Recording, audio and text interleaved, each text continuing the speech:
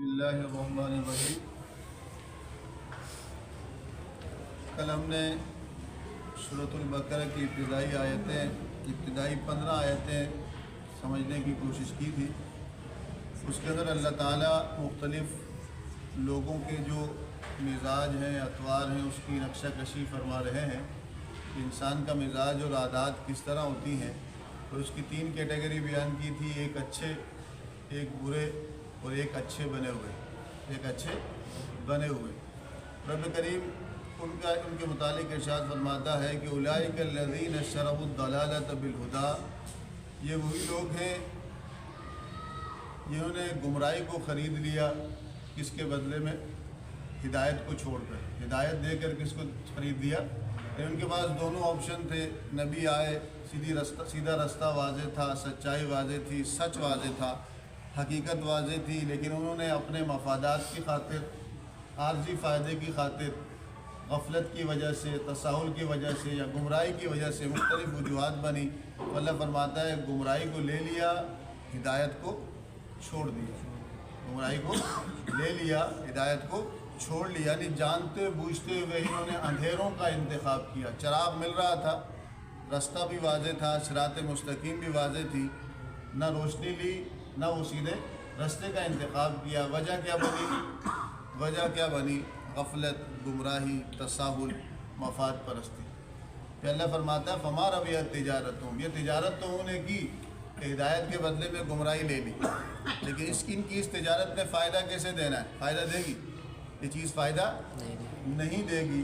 وما کانوا مہتدین، اور وہ ہدایت والے بھی نہیں تھے۔ رب کریم ارشاد فرما رہا ہے کہ جھوٹ کتنا بھی خوشنما کیوں نہ ہو، باطل کتنا ہی آراستہ اور پیراستہ اور ڈیکوریٹڈ کیوں نہ ہو، سنورا ہوا کیوں نہ ہو بظاہر، لیکن اس کی انتہا میں نقصان ہی ہے۔ اس کا اینڈنگ پوائنٹ کیا ہوگا؟ نقصان ہی ہے، خسارہ ہی ہے۔ کوئی عقیدہ، کوئی عمل، کوئی اخلاق اگر جھوٹ کی بنیادوں پر قائم ہے، کس پر قائم ہے؟ جھوٹ کی بنیادوں پر قائم ہے، چاہے اس کا پرچار کرنے والے، اس کی پروپیگیشن کرنے والے، اس کی طرف بلانے والے مضبوط باتیں کر رہے ہوں، بڑی باتیں کر رہے ہوں، اس پر پیسہ خرچ کر رہے ہوں، اس کو سنوار رہے ہوں، اس کو نکھار رہے ہوں، لفاظیاں کر رہے ہوں، تو اللہ تعالیٰ فرماتا ہے کہ وما ربحت تجارتہم، اس کا انجام اچھا نہیں ہوگا۔ وہ جتنی مضبوط بنیادیں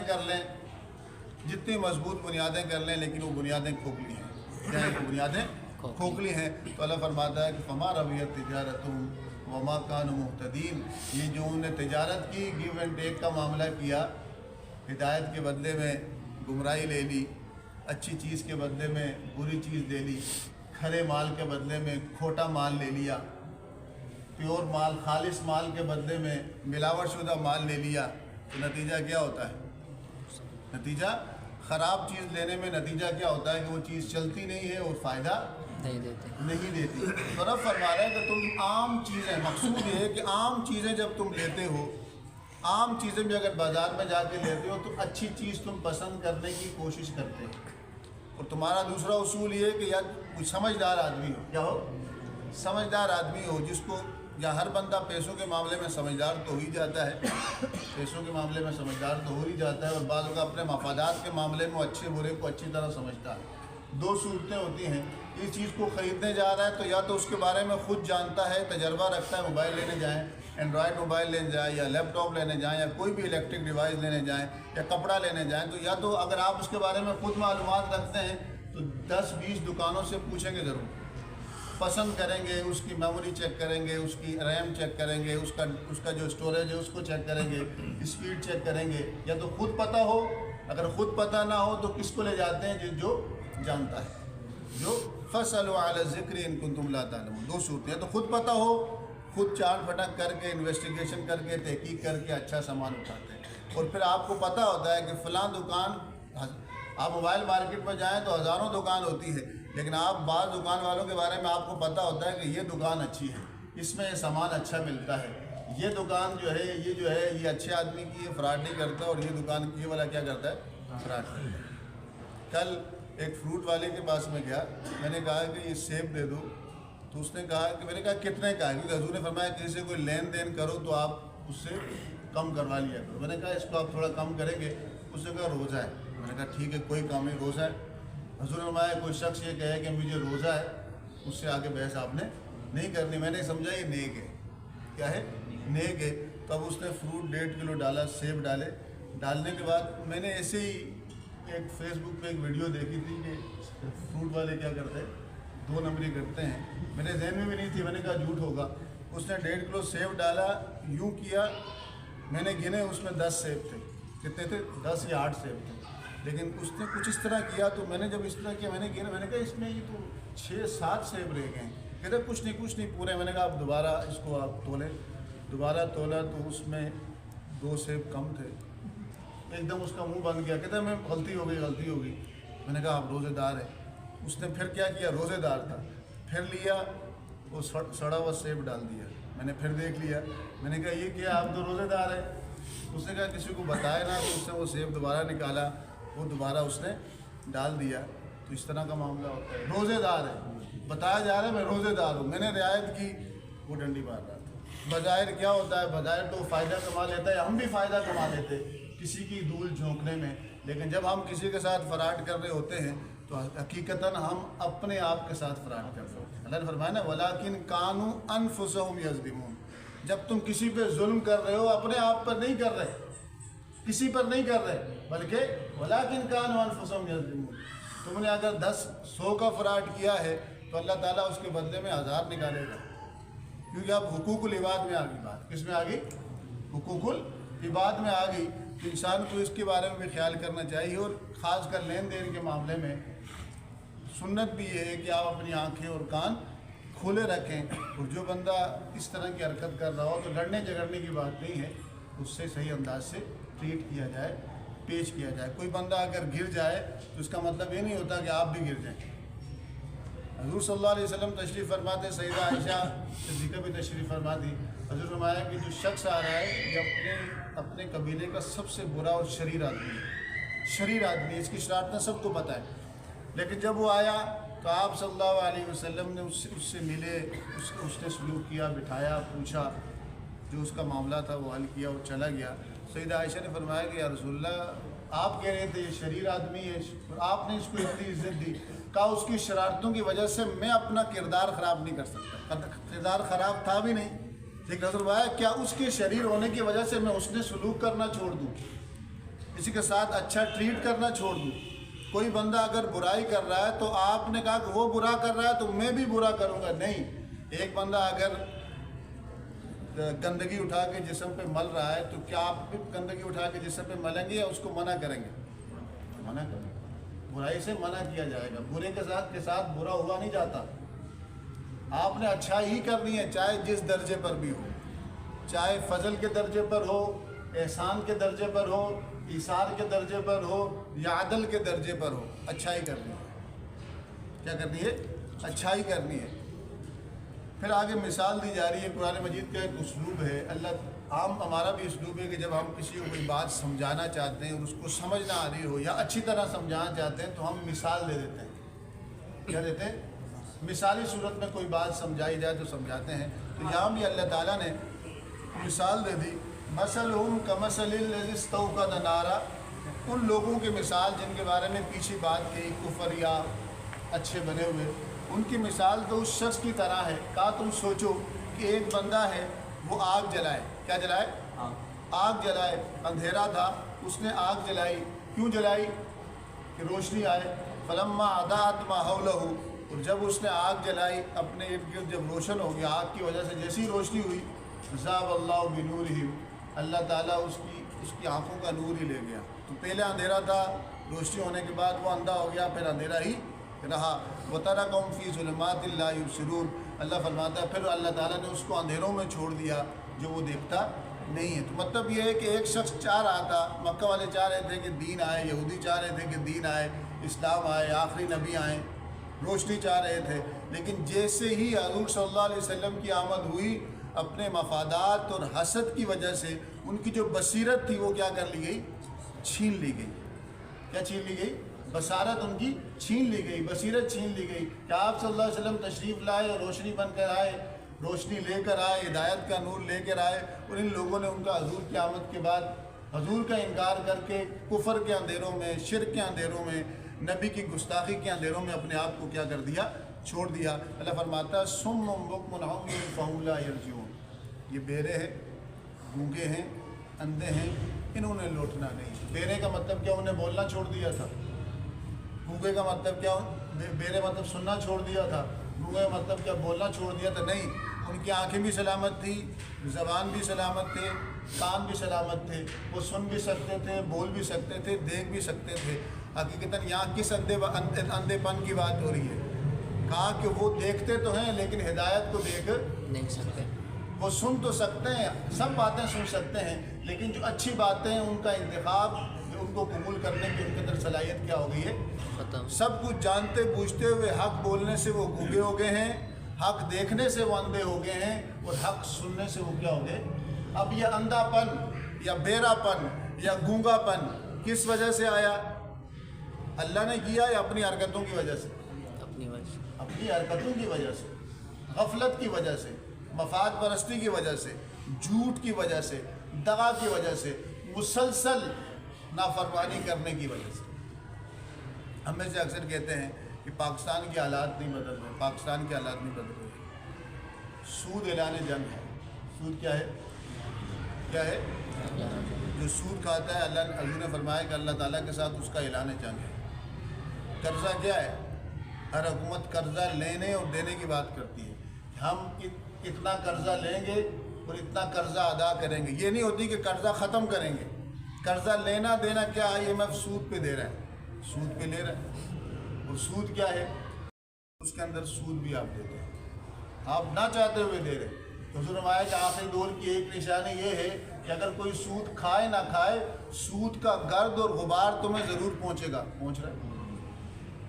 گرد اور غبار ضرور پہنچ رہا ہے۔ تو روٹ کاز یہ ہے کہ کچھ بن ہی نہیں رہا، کچھ سنور ہی نہیں رہا، دن بہ دن خرابی ہی ہو رہی ہے۔ خرابی تو ہوگی۔ ایک تو اعلان جنگ کیا ہے، ایک تو اعلان جنگ کیا ہے، اور دوسرا اعلان جنگ حدیث میں آتا ہے۔ دوسرا اعلان جنگ، ایک تو قرآن میں آیا سود فاضل حرب من اللہ، کہ سود خور اللہ کے ساتھ اعلان جنگ ہے، اور حدیث میں آیا کہ ومن عاد علی ولی فقد آذنتہ بالحرب، جو اللہ کے نیک لوگوں سے عداوت رکھے گا، ان کے خلاف بولے گا، ان کی شان کی توہین کرے گا، تو اللہ تعالیٰ اس لوگوں کے ساتھ، اگر وہ اجتماعی طور پر اس میں ملوث ہوں یا انفرادی طور پر اس میں ملوث ہوں، ان پہ اعلان جنگ ہو۔ آپ سوشل میڈیا کھولیں، اس کے اندر کوئی صحابہ کے خلاف بول رہا ہے، کوئی اولیاء کے خلاف بول رہا ہے، وہ چلے گئے، جو انہیں کیا سو کیا، تم کرو نا، ان کے پیچھے کیوں پڑ گئے؟ 1400 سال پہلے کیس کے فیصلے ابھی کرو گے؟ وہ ہو چکے، وہ معاملات گزر چکے۔ لہا ما کسبت وعلیکم ما کسبتم، وہ انہیں کیا جو کیا، سب کے فیصلے ہو گئے۔ تم سے تمہارے بارے میں پوچھا جائے گا قبر میں، تمہارے عقیدے، تمہارے ایمان کے بارے میں، تمہارے کردار کے بارے میں، من ربو کا، ما دینو کا، من نبیو کا، یہ 3 سوال ہیں قبر کے، یہ تم سے پوچھے جائیں گے۔ کسی نے کیا کتنی پیاری بات لکھی، کسی نے کہا کہ تم جتنی ڈگریاں حاصل کر لو، سوال پہلی کلاس کے ہی ہوں گے قبر میں۔ بچہ جب پہلی کلاس میں پڑھنے جاتا ہے یا قاعدہ پڑھنے جاتا ہے تو استاد بتاتا ہے کہ ہمارا اللہ کون ہے، ہمارا رب کون ہے، اللہ ہے، ہمارا دین اسلام ہے، ہمارے نبی محمد ہیں۔ کہا کہ یہ 3 سوال ہی ہیں، چاہے جتنا پڑھ لو، جتنی عمر گزار لو، جو پہلی کلاس کا سبق ہے، جو پڑھایا جاتا ہے، جو سکھایا جاتا ہے، پہلی کلاس میں اسی لیے پڑھایا جاتا ہے کہ یہ جواب یاد نہیں رکھنے، جواب تو آپ یاد رکھ لیں گے، اصلاً یہ ہے کہ ان کے تقاضوں کو پورا کرنا۔ رب ہے تو رب نے جو احکامات دیے اس پر عمل کرنا، نبی جو دین لے کر آئے اس پر عمل کرنا۔ دین کا مطلب کیا ہے؟ اپنے جملہ شعبہ جات میں اس کا نفاذ کرنا، چاہے سیاست ہو، ریاست ہو، معیشت ہو، معاشرت ہو، انفرادی اور عملی زندگی ہو، ہر حال میں کیا کرنا؟ دین کا نفاذ کرنا، اپنی اپنے بساط اور دائرہ کار میں جتنی آپ کی قوت اختیار ہے، دین کو سمجھنا، دین کو پھیلانا، دین کی جو کردار دیتا ہے وہ کردار پیش کرنا۔ مشکل کام تو نہیں ہے، ہم کردار تو پیش کر سکتے ہیں کم سے کم درجے پہ۔ دین اپنے جسم پر 6-7 فٹ کے جسم پر تو نافذ کر سکتے ہیں، اپلائی کر سکتے ہیں، یہ کوئی مشکل کام تو نہیں ہے۔ نماز دی 5 نمازیں، 5 وقت کی نماز کا حکم ہے، سچ بولنے کا حکم ہے، خیر خواہی کا حکم ہے، سچ بات آگے پھیلانے کا حکم ہے، حسن اخلاق کا حکم ہے، حسن سلوک کا حکم ہے، یہ کوئی مشکل کام ہے؟ باتیں بنانا آسان ہے، فلاں جگہ یہ ہوگی. اصل جو روٹ کاز ہے پاکستان کی بگاڑ کا، اس کی وجہ یہ ہے. ایک تو معاشی طور پہ سودی نظام میں جھگڑے گے، وہ بھی ایک چال کے تحت جتنا دن گزرتے جا رہے ہیں اتنے معاملات خراب ہوتے جا رہے ہیں. اور دوسرے نمبر پر ہم نے اپنے بڑوں پر تان کرنا شروع کر دیا، اپنے اکابر اور محسنین کے خلاف بولنا شروع کر دیا. جو دینی اکابر تھے، صحابہ کرام ہوں، اہل بیت اطہار ہوں، اولیاء کرام ہوں، مفسرین ہوں، محدثین ہوں، وہ اپنے حصے کا دیا جلا کر چلے گئے، اپنے حصے کی روشنی دے کر چلے گئے. ہمیں تو چاہیے تھا کہ اس روشنی کو مزید بڑھاتے، نہ کہ بجھاتے. کیا کرتے؟ بڑھاتے. وہ دین کو پھیلا کے چلے گئے، ہمیں چاہیے تھا کہ اس دین کی حفاظت کرتے، اس کو مزید پھیلاتے. ہم تو کیا کرتے لگے، اس کو ختم کرنے لگے، اس دیے اس روشنی کو بجھانے کی اپنے عمل کے ذریعے اور کردار کے ذریعے کوشش کر رہے ہیں. تو اسی لیے اگر سوشل میڈیا میں کوئی ایسی پوسٹ بھی آ جائے جس میں کسی دینی یا پرانے اکابر یا صحابہ یا اہل بیت اطہار یا اولیاء کرام کے بارے میں کوئی بندہ نازیبہ جملے بول رہا ہے یا لکھی ہوئی پوسٹ ہے، تو اس کو شیئر مت کیجیے. آپ اس کے معاون و مددگار مت بنیے، معاون و مددگار مت بنیے. تو اللہ فرماتا ہے صم بکم عمی فہم لا یرجعون، بہرے، گونگے، اندھے ہیں. کس اعتبار سے؟ کس اعتبار سے؟ حق قبول کرنے کے اعتبار سے. پھر ایک اور مثال دی جا رہی ہے، او کصیب من السماء فی ظلمات ورعد وبرق، جیسے ایک بادل ہو، ایک کیا ہو؟ بادل ہو، پانی سے بھرا ہوا بادل ہو، برسنے کے لیے آیا ہو. تو اس کے اندر جب بادل آتا ہے اندھیرا چھا جاتا ہے، گرج بھی ہوتی ہے، کڑک بھی ہوتی ہے، بجلی بھی ہوتی ہے، کڑک بھی ہوتی ہے. فرمایا کہ اس کی مثال تو ایسے ہے جیسے ایک بارش برسنے کے لیے آ گئی، بادل آ گیا. بادل سے مراد اسلام ہے. بارش جب برسے گی بنجر زمین کیا ہوگی؟ سیراب ہوگی. پیاسے لوگ کیا ہوں گے؟ سیراب ہوں گے. حیوانات کو پانی کی ضرورت ہے، زمین کو پانی کی ضرورت ہے. تو کہا اس کی مثال ایسے ہے جیسے بارش برسنے کے لیے آئی، بادل آیا، اور بادل میں کیا ہو؟ جب بادل آئے گا تو اندھیرا تو ہوگا. ہم چاہتے ہیں بادل بھی ہو اور سورج کی روشنی بھی ہو، تو ایسے بارش بھی پھر صحیح طرح جب سورج بالکل سورج کے آگے آ جاتا ہے، اندھیرا چھا جاتا ہے، تو جو بالکل کالا بادل ہوتا ہے وہ زیادہ بارش برساتا ہے، زیادہ پانی والا. تو کہا کہ ایک کیا ہو؟ بادل ہو، تو اس میں کیا ہے؟ اندھیرا. بادل کس کے ساتھ آئے گا؟ اندھیرے کے ساتھ. اور بہت زیادہ ہیوی ہیکل بادل ہے، زیادہ پانی اٹھائے ہوئے ہے، تو اس کے اندر کیا ہوگی؟ گرج بھی ہوگی اور بجلی بھی ہوگی، کڑک بھی ہوگی. فرماتے ہیں یجعلون اصابعهم فی آذانہم من الصواعق کی حذر الموت. مثال دی جا رہی ہے جب تیز بارش ہوتی ہے، بجلی چمکتی ہے، کڑک ہوتی ہے، گرج ہوتی ہے، وہ کیا کرتے ہیں؟ موت کے خوف سے کہیں کان نہ پھٹ جائیں، دماغ نہ پھٹ جائے، اپنے کانوں میں انگلی ڈال دیتے ہیں. واللہ محیط بالکافرین، اللہ تعالیٰ کافروں کو گھیرے ہوئے ہے ہر اعتبار سے. کہا جا رہا ہے کہ اسلام کو چاہتے ہیں، لیکن جب اسلام قبول کریں گے تو اس کے جب قبول کرنے کے بعد اس کے کچھ تقاضے ہیں. جب آپ وہ پورا کریں گے تو ظاہر بات ہے کہ باطل ریزسٹنس کرے گا، جو جھوٹا ہوگا، جو آپ کا مخالف ہوگا، جو اسلام کے نظام کے مخالف ہوگا، وہ آپ کو دکھ دینے کی یا تکلیف دینے کی کوشش کرے گا. برستی بارش سے وہی لطف اندوز ہو سکتا ہے کہ اس کی کڑک اور بجلی کو برداشت کرے. برستی بارش ایک نعمت ہے، اسلام ایک نعمت ہے، لیکن اس کے ساتھ تکلیفیں بھی آتی ہیں، ان لوگوں پر آزمائشیں بھی آتی ہیں جو اسلام کا علم لے کر کیا ہوتے ہیں؟ کھڑے ہوتے ہیں. صحابہ کرام ہیں، اہل بیت اطہار ہیں، اولیاء کرام ہیں، امت کے اسلاف ہیں جو انہیں جہاد کیا اور اسلام کو ہم تک پہنچایا. تو اللہ فرماتا ہے یکاد البرق یخطف ابصارہم کلما عدا لهم مشوا فیہ واذا اظلم علیہم قاموا ولو شاء اللہ لذهب بسمعهم وابصارهم ان اللہ علی کل شیء قدیر. کہا جا رہا ہے کہ قریب ہے کہ وہ بجلی اتنی تیز چمکے کہ ان کی آنکھوں کی بصارت کو لے جائے. اور جب بھی وہ بجلی بادل اندھیرا کر رہا ہے، جیسی روشنی ہوتی ہے، چمکتی ہے نا بجلی، تو روشنی تھوڑی سی ہوتی ہے، اس میں چلتے ہیں، اور جیسے ہی اندھیرا چاہتا ہے تو وہ کیا ہو جاتے ہیں؟ کھڑے ہو جاتے ہیں. اگر اللہ چاہے تو ان کی دیکھنے کی صلاحیت لے لے، سننے کی صلاحیت لے لے، اور اللہ ہر چیز پر قادر ہے. مطلب اس کا کیا ہے کہ برستی بارش میں، تیز برستی بارش میں روشنی ہو تو چلنے لگ جاتے ہیں، اندھیرا ہو تو رک کے ڈر جاتے ہیں. تو کہا کہ اسلام جو کام، بعض لوگوں کا مزاج ایسا ہوتا ہے اسلام اگر ان کے کام کی مفاد کی بات کرے تو اسلام کا نام لیں گے، اگر ان کی مخالفت کی بات آئے تو برادری آ جائے گی، قبیلہ آ جائے گا، خاندان آ جائے گا، رسم و رواج آ جائے گا۔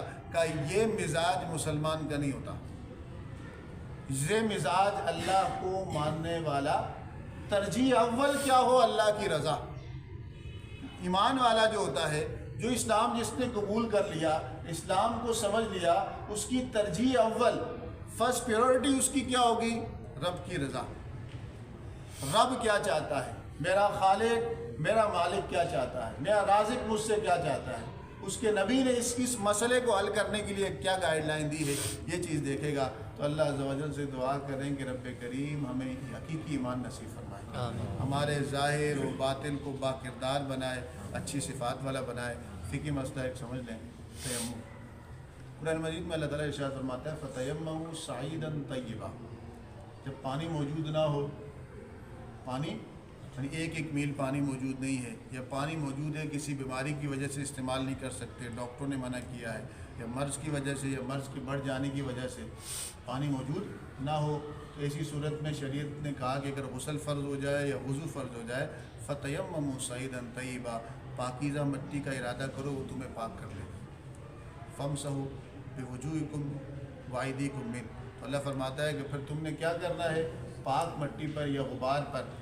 تیمم کا طریقہ کار کیا ہے کہ آپ نے بسم اللہ الرحمن الرحیم پڑھ کے اس کے 3 فرض ہیں، نیت کرنا، چہرے پر ہاتھ پھیرنا مٹی والا، اور کونیوں ہاتھ کو کونیوں سمیت دونوں ہاتھوں پر مسح کرنا مٹی والا، اس کو تیمم 3 فرض ہے۔ لیکن طریقہ کار اس کا کیا ہوتا ہے، بسم اللہ الرحمن الرحیم پڑھ کے آپ دونوں ہاتھ کو پاک زمین پر، پاک مٹی پر مارتے ہیں، پھر یوں جھاڑتے ہیں کہ زیادہ مٹی نہ ہو، یوں جھاڑتے ہیں نیت کر کے، نا نیت کر کے ماریں گے نا، ایسے بھلے ہاتھ مارتے نہیں کچھ نہیں ہوگا۔ نیت کیا ہوتی ہے کہ میں پاکی حاصل کر رہا ہوں، کیا حاصل کر رہا ہوں، پاکی حاصل، کیا حاصل کر رہا ہوں، پاکی حاصل۔ اگر آپ نے نیت کی کہ میں اس لیے کر رہا ہوں کہ میں جو ہے مسجد کے اندر داخل ہو جاؤں، تیمم کیا جاتا ہے یا تو پاکی حاصل کرنے کے لیے یا عبادت مقصودہ کے لیے، نماز ہو گئی، قرآن کی تلاوت ہو گئی جس کا شریعت نے حکم دیا، پاکی حاصل کرنے کے لیے، پاک ہونے کے لیے آپ نے نیت کی، یہ نیت مطلب ارادہ کر کے آپ نے ہاتھ کو مارا زمین پر، جھڑکا، مٹی گر جائے گی، ہلکی پھلکی رہے گی، یوں جھڑکنے کی بات نہیں کر رہا، یوں کر کے یوں پھیر دیا، پورے حصے پر آپ نے ہلکا سا پھیر لیا، اس کے بعد دوبارہ مارا، اس کے بعد یہ آپ نے یوں اور یہ حصہ یوں کر کے، یہ والا اس طرح، یہ ہاتھ یوں اور یہ ہاتھ یوں، یہاں تک دونوں پہ ماریں گے تو یہ ہاتھ یوں کر کے یہاں تک لائیں گے، یہ ہاتھ یوں کر کے یہاں تک لائیں گے، یہ اتنا حصہ یوں کیا، یہاں ایک اتنے سے مٹی رہ گئی، اس کو یہاں تک لائیں گے، اس ہاتھ کو نہیں چھڑیں گے، تو مٹی لگی ہوئی، اس طرح اس ہاتھ کو یوں کیا، یہ ادھر مٹی رہ گئی، اس کو یوں کیا، آپ کا تیمم ہو گیا۔ یہ عذر کی وجہ سے جائز ہے، پانی موجود نہ ہو، لیکن پانی موجود ہو لیکن اس کے استعمال پر قدرت نہ ہو، اس کے استعمال پر قدرت نہ ہو، اس کی لمبی تفصیل ہے، میں نے مختلف آپ کو مختصر الفاظ میں بات بیان کر۔ اس کے علاوہ وہ بندہ جو کسی مرض میں مبتلا ہو، بہت زیادہ بیمار ہو، اٹھ ہی نہ سکتا ہو، خود وضو نہ کر سکتا ہو، اگر اس کے پاس کوئی وضو کروانے والا موجود ہے تب تو وہ اس کو وضو کروائے گا، یا وضو کرے گا، تیمم نہیں کر سکتا۔ لیکن اگر موجود نہیں ہے، ایک بندہ اٹھ ہی نہیں سکتا، وضو کر ہی نہیں سکتا، اس کو کوئی وضو کرواتا تھا، گھر میں کوئی موجود ہی نہیں ہے، تو ایسی صورت میں وہ کیا کرے گا، ایسی صورت میں وہ شخص بھی تیمم کر سکتا ہے۔ یا جنازہ ہو رہا ہے، جنازے کی کھڑا ہو گیا اور آپ نے کہا آپ وضو کرنے جائیں گے تو جنازہ کیا ہو جائے گا، چھوٹ جائے گا، تو آپ تیمم کر کے جنازے میں شرکت کر سکتے ہیں۔ اس طرح عید کی نماز ہے، عید کی نماز کا قضا تو نہیں ہوتی نا، جمعے کی نماز آپ پڑھتے ہیں، چھوٹ گئی تو ظہر کی نماز پڑھ لیتے ہیں، 5 نمازیں اگر چھوٹ جائیں تو قضا ہو جاتی ہے، تو ان میں تیمم نہیں ہوتا۔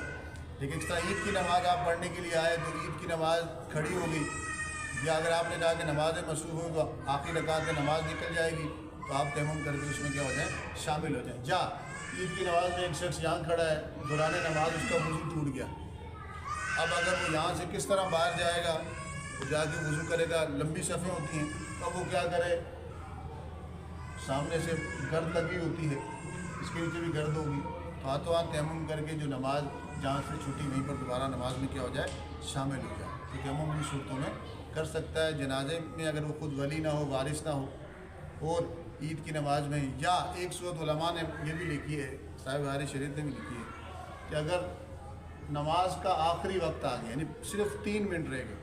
کتنے رہ گئے؟ کوئی بھی نماز ہو اس کے 3 منٹ رہ گئے، بھئی 3 سے 4 منٹ. ٹھیک ہے، اب آپ وضو کریں گے تو نماز کا ٹائم کیا ہو جائے گا؟ ختم ہو جائے گا. 5 نمازوں کی بات کر لو. تو ایسی صورت میں علماء نے بعد میں اجازت دی ہے کہ کیا کیا جائے کہ آپ فوراً تیمم کر کے وہ فرض ادا کر لیں، بعد میں اس کی کو اعادہ کر لینا. قضا نہیں ہوگی، وہ کیا ہوگی؟ اعادہ. وضو کر کے بعد میں آپ اس کا کیا کر لیں؟ اعادہ کر لیں. یہ تیمم کر سکتے ہیں. اور تیمم کو ہر وہ چیز توڑ دیتی ہے جو وضو کو توڑ دیتی ہے. غسل کا تیمم بھی ہو سکتا ہے اور وہ وضو ٹوٹے اس وضو کے لیے بھی کر سکتے ہیں تیمم. جنبی و ناپاک کو اس کا بھی تیمم ہو سکتا ہے. اس طرح لوگ اعتکاف بیٹھتے ہیں، دوران اعتکاف اگر ان کے وہ ناپاک ہو جائیں تو یہ صورت میں چونکہ مسجد کے اندر بے وضو چلنا، بے غسل بغیر غسل کے جانا کیا ہے؟ منع ہے. تو ہاتھوں ہاتھ وہیں تیمم کر کے اس کے بعد مسجد سے باہر نکلیں. اور اگر اس طرح جو چیز وضو کو توڑتی ہے وہ تیمم کو بھی توڑ دیتی ہے. تو اس کے علاوہ اگر پانی میسر آ جائے، وضو کی اتنا پانی آ جائے گا اس سے آپ وضو کر سکتے ہوں، تو آپ کا وہ تیمم کیا ہو جائے گا؟ خود بخود ٹوٹ جائے گا. پانی جب مل گیا تیمم کی ضرورت کیا ہو جاتی ہے؟ اصلاً یہ مٹی جو ہے وہ تو جسم کو خراب کرتی ہے، لیکن اسلام کا مزاج یہ ہے کہ آپ کو یہ چیز دینا چاہتا ہے کہ مٹی کو پاک بنا دیا تاکہ طہارت کا کانسیپٹ رہے. تم بے وضو اگر پانی نہ ہو تم کہو کہ ہم ایسے ہی کہا نہیں، طہارت کا ایک کانسیپٹ رہے، تمہیں احساس رہے کہ بھئی تم مٹی بن لو، صاف مٹی کو مان لو کہ تم نے وضو کر لیا ہے، تم پاک ہو گئے ہو. شریعت نے رعایت دے دی، لیکن ساتھ ساتھ کیا کر دی؟ اس وجہ سے کہہ دی کہ تاکہ پاکی کا، طہارت کی اہمیت اور فضیلت کیا ہو جائے؟ دین میں کیا ہو جائے؟ راسخ ہو جائے. تو اللہ عز و جل سے دعا ہے کہ جو کچھ سنا اس پر عمل کرنے کی ہم سب کو توفیق نصیب فرمائے. وما علیہ الا البلاغ.